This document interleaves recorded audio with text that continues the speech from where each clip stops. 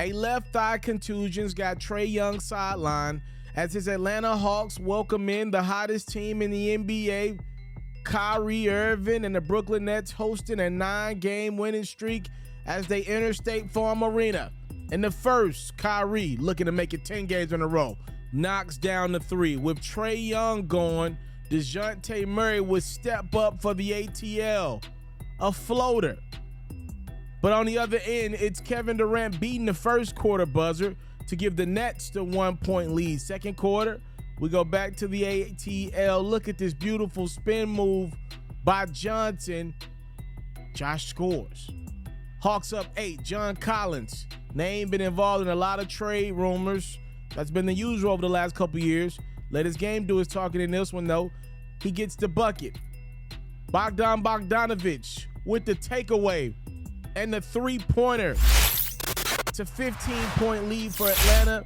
They will lead it by 7 as we went into the locker rooms. In the third, here comes the Nets. KD inside to Nicholas Claxton for the jam. We got a 1-possession game. Collins again catching and scoring.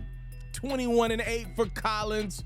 Atlanta still up in this one. The Nets got this guy. His name is Kyrie Irving, and he has been balling all month.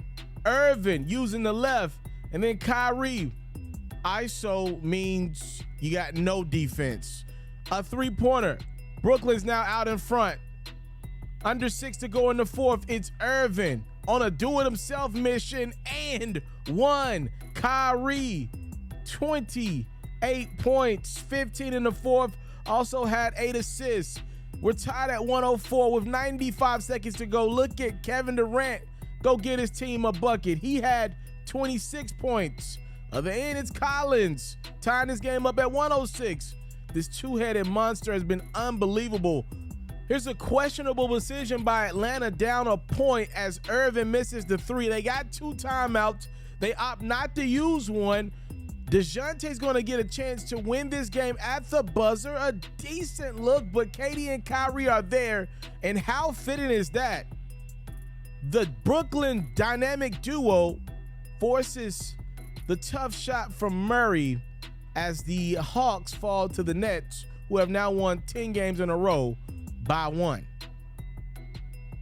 I think loving yourself is very important. I think you should tell yourself one time a day what you love about yourself. All right, don't be so hard on yourself. Life is life. All right, they're just things that are out of your control sometime. Look, I ain't finna go on down at advice. I'm not the advice guy. I don't give advice to people like that. That's not my thing. But I try to tell you guys a little bit about me when I can.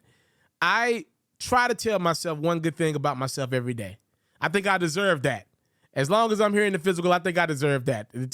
Tell yourself one thing you like about yourself. Sheesh, Louise, you could harp in the negative forever.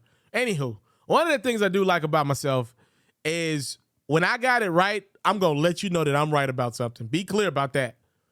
But when things change, I will alter my stance. I'm not going to sit in something just because of ego. I think it's one of the most ridiculous things that we have is that our egos, oftentimes lose us money, lose us relationships. A lot of things can come with the ego, especially that male ego is something serious. I have been very hard over the years for Kyrie Irving and Kevin Durant for numerous reasons because of decisions that I just don't understand. And some decisions I'll never understand.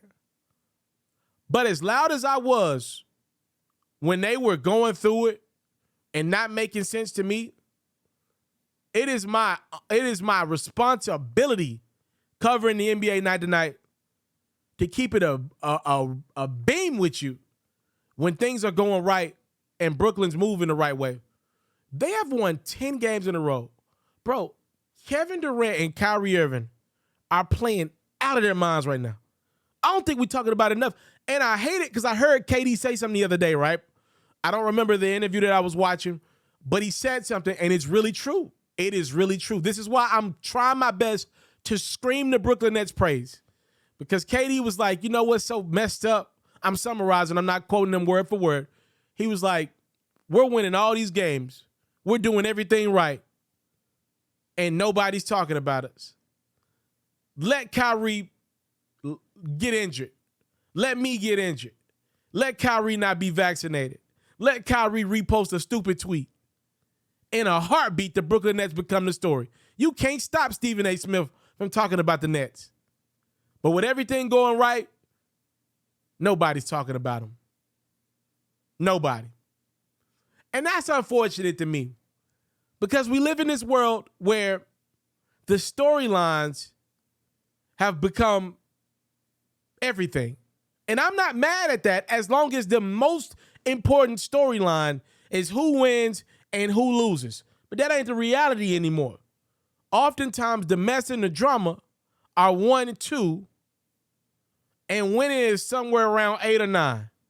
And that's whack to me because what we're doing this for. Like, the more we don't champion winning, which is what the Nets are doing right now. I'm not saying they deserve a trophy for winning 10 games in a row.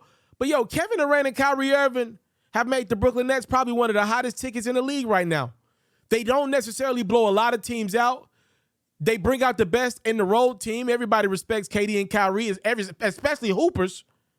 So teams are playing them really tough when Brooklyn comes into town. You're getting good games. Most importantly, these games are going to the fourth quarter. And more times than not, you're seeing some great shot making from KD and Kyrie, and maybe even a couple good shots from the best player or two on your team. This is really good right now for the league, what KD and Kyrie are doing night to night. They're going to get a lot of more television games down the stretch here. But the fact that winning ain't the most important thing, it sucks. Like, I don't think they need an award, but they definitely deserve some respect for what they're doing. Yo, just like 8 months ago, Kevin Durant wanted out this bad boy. Said 6-7 months ago, KD said, get me out of here. Kyrie was on the trade market.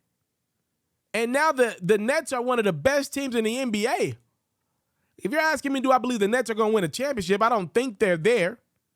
But they for sure are a team that I believe will get past the first round of the playoffs. And I wasn't there a few weeks ago, to be honest with you. KD and Kyrie are right now the best 1-2 punch in the NBA. We've seen a few different teams have that throughout this year. Jason Tatum and Jaylen Brown have had it most of the year as the best 1-2 punch in the league. I thought LeBron and AD had it for about a week. I think De'Aaron Fox and Domantas Sabonis have had it for a week or two as well. Down there up there in Sacramento, there have been a lot of teams that have that best 1-2 right now. Over the last week and some change, 2 weeks, Kevin Durant and Kyrie Irving have been the best 1-2 punch in the league.